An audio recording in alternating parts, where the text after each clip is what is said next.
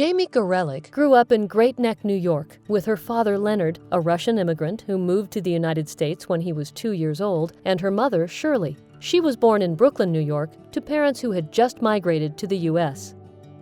As a child, Jamie's parents took her and her siblings to Washington to participate in many of the civil rights and anti-war marches of the 1960s. Her parents' enthusiasm for the arts, dedication to their passions, and care for their community would help guide Jamie's success throughout her life. Jamie attended Harvard College and continued to Harvard Law School, where she received her JD degree. Jamie was one of about 100 women in a class of 550 students at Harvard. Her experience growing up in a family of immigrants and as a woman in a male-dominated academic setting informed her experiences at Harvard and gave her extra motivation to succeed. Jamie kicked off her career in law at white-collar litigation boutique Miller, Cassidy, LaRocca, and Lewin. So she goes to work for this hard-charging group of prosecutors, and she's the only woman. Now, in the firm, as Jamie tells the story, the secretaries all called the partners and the associates by their first names. But when a client came in, they called them Mr.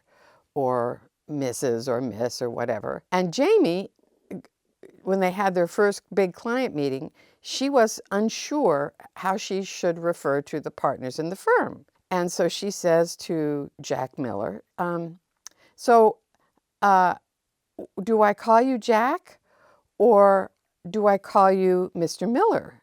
Because the secretaries all call you Mr. Miller when there's a client in here. And he said, well, you know, the guys all call each other by their first name. And so Jamie says, well, what am I? Am I one of the guys or am I a secretary? He says, oh, you're a guy. Jamie first became involved in government service during her 3rd year as an associate at Cassidy Miller.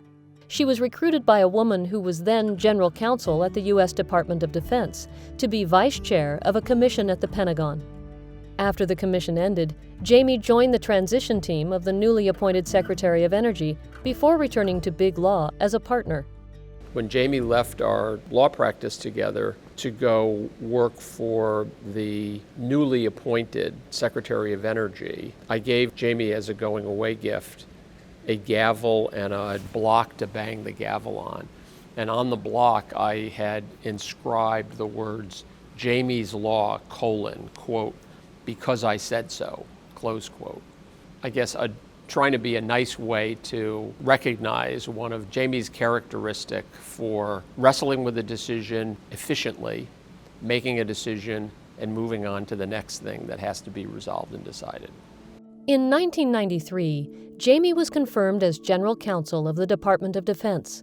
A year later, she became the Deputy Attorney General of the United States. During her years as Deputy Attorney General, Jamie helped improve coordination among intelligence and law enforcement agencies, reorganized the Justice Department's approach to crisis management, and supervised major criminal cases brought by the department's prosecutors.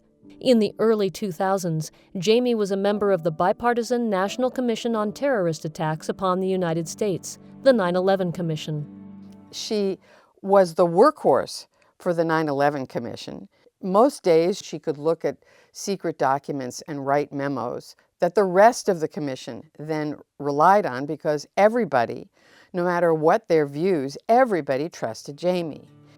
In 2017, Jamie was honored with a Founders Award by the honoree Justice Center, a national nonprofit organization that provides legal, medical, and social support to immigrant women and girls fleeing from gender-based violence and persecution, for her work on that issue.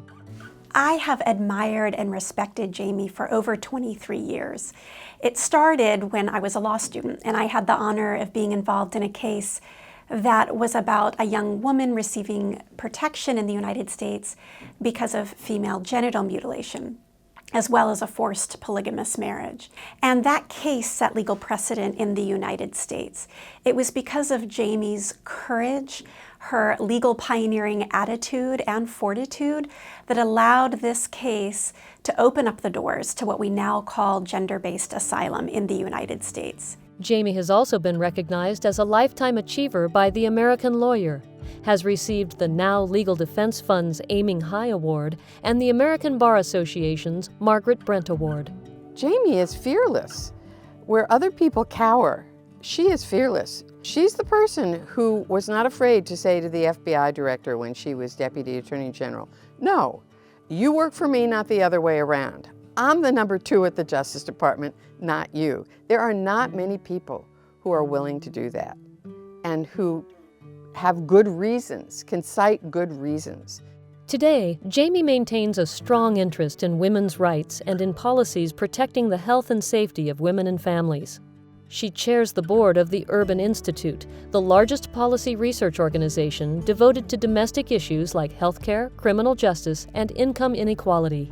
I've gotten to know Jamie in her capacity as one of Amazon's board members. I've worked with her for over half a decade, and I kind of feel like she's taken me a little bit under her wing as another lawyer. She's served as a living role model, I think, for a lot of our women lawyers in the legal department, but also our women technologists here at the company. And that's been an additional dimension where she's been a leader at Amazon and someone that I think has added a lot of value to our workplace and our culture. Jamie Gorelick is currently a partner at WilmerHale, where she chairs the Regulatory and Government Affairs Department.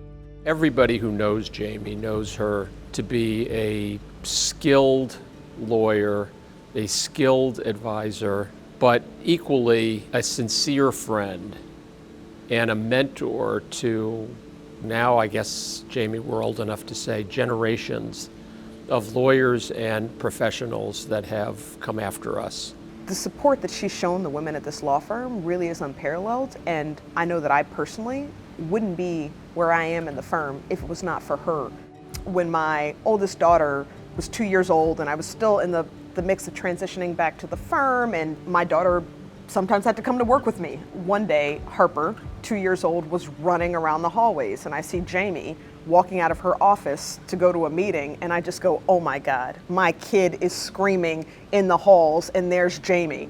Jamie put down her bag, opened up her arms, and my 2-year-old ran and jumped up in them, and she lifted her up, like in her suit, as she was walking out to go to some meeting. And a lot of people see this hard-charging woman who is truly a force of nature, but in that moment, I saw this other side of her that I now see more often. She goes above political affiliations to do what is just and fair and legally right, and she takes hits for it. She's been publicly criticized for her willingness to talk to people on all sides of the aisle, to represent people on all sides of the aisle, and I think that it's an incredibly admirable quality that we can all learn from right now. So do you have a story or anecdote?